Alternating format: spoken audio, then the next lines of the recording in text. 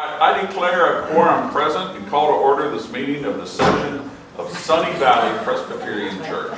Our first order of business is to hear from our guiding team about the work of transformation. Well, we've had several training sessions with guiding teams from other congregations, and we are presently in step 5 of the 5-step process. That step involves asking how do we incorporate what we've learned and how we've learned it into the life of our church. Oh, hold on a minute.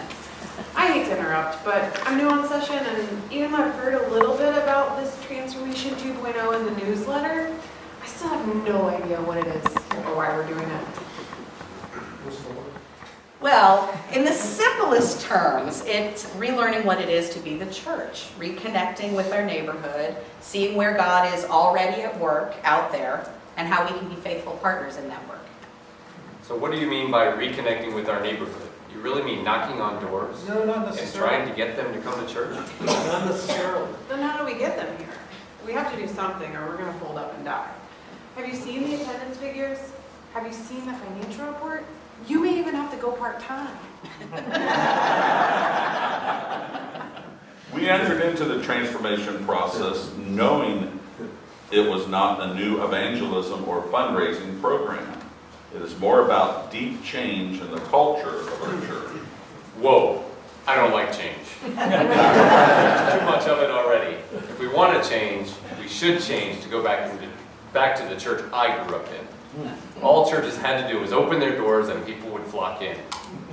We had 2 services and all our Sunday school classes were full. Why can't we be that kind of church again? One of the first things we learned in this process is how different our culture is today from the one that you remember from a few years ago. I won't say how many years it says in the script. Really a wild number of them. Yeah. Today, the church can't just expect people to join with us or support us, no matter how good we think our programs are. It's not enough to just be warm and welcoming. We have to change to be relevant and important in our world so we can do the work of God in it. If our only reason for being the church is to make sure we survive, then I don't want to be any part of it. I, for one, want to be involved in a church that is doing something important, promoting the kingdom of God. There's no doubt we're all concerned about our finance and membership numbers. Our prayer is that we are faithful to God and God's mission in the world. Then we trust God to do the rest. It feels a little loosey-goosey. I mean, trusting God, changing culture, discerning God's will. I'd feel a lot better about this if I knew what the plan was. Where is this thing supposed to be taking us? How does it work? That is the hardest part of all of this. And frankly, it's the hardest part of life, trusting God. But what we're learning is a process that we can use to learn to approach ministry differently. We're not learning a new program because every church's context is different. So this is not a one-size-fits-all. But there is a process that we're learning. It's called the 5-step process, and I like to think of each part of the process as a spiritual practice. Because just like any spiritual practice, you have to actually do it before it has any effect on you. This kind of active learning helps us behave into new ways of believing. It's like learning to swim or ride a bike. You can hear about and read about and watch others do it, but until you jump in the water or get on the bike, you'll never really learn. So just exactly what is this 5-step process? Well, let's back up a little.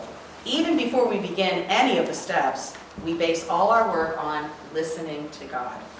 At each meeting, we do something called dwelling in the Word. What's that? More loosey-goosey?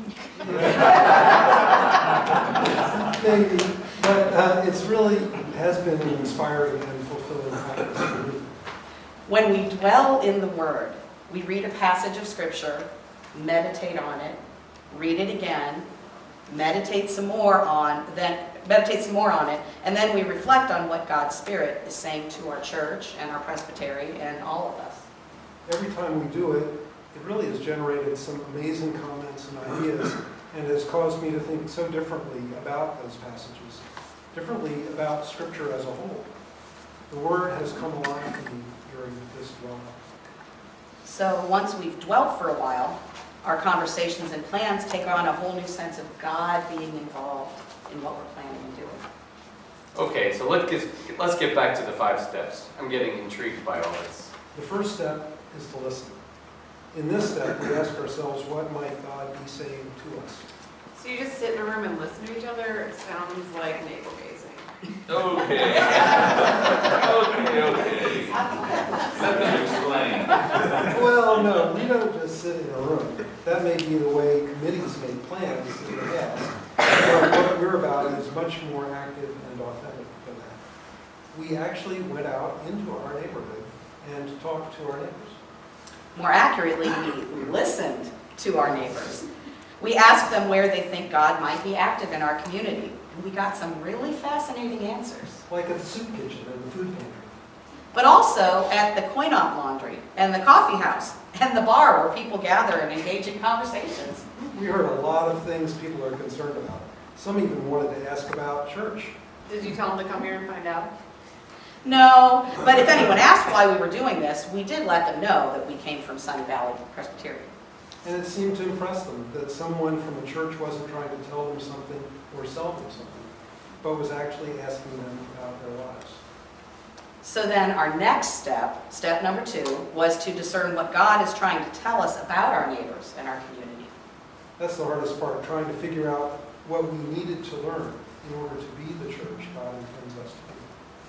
It's like we took all we heard and stuck it in the top of a funnel, and what came out of the bottom of that funnel just amazed us. We found that people are hungry for authentic relationships, not just food or clothing. The question we needed to answer was, how could this church be a place that helped form those relationships, not just a place to get some clothes or a free bag of food.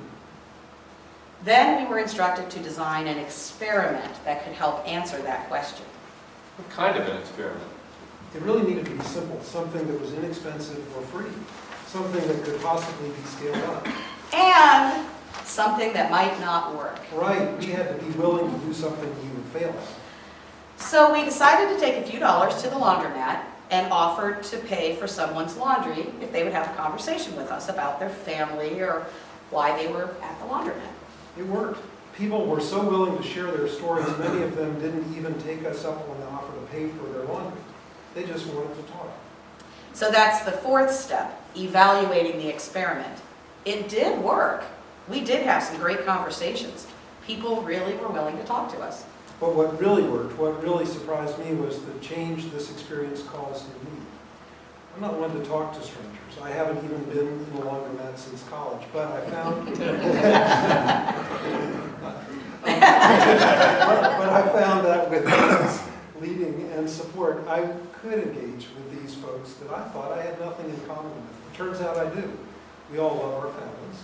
We all struggle to do what's right for our kids. We all have some of the same questions about our faith. All right, so how does that help us as a church? Are we talking about starting a new mission, like to the laundromat? Good question. Maybe this doesn't actually turn into an ongoing mission, but just think about this process and how we might be able to incorporate it into how we plan and do ministry here at Sunny Valley. And that's exactly where we are now. Step 5, it's envisioning a new future that incorporates this type of learning into everything we do here. So maybe before we plan VBS for this summer, we could experiment with doing it somewhere other than here at the church. How about we do it at the Y? That's starting to think outside the box. But remember, this isn't just about coming up with new ideas of how to do things. It's about listening to our neighbors and to God. Then asking ourselves good questions and designing experiments that try to answer those questions. The point isn't just to do things differently, to change for the sake of change, but to approach ministry in a new way, a way that is faithful to our calling and responsive to our community. So let's talk about VBS and how we might use these 5 steps, these spiritual practices, to make it better and more meaningful to everyone involved. Ta-da!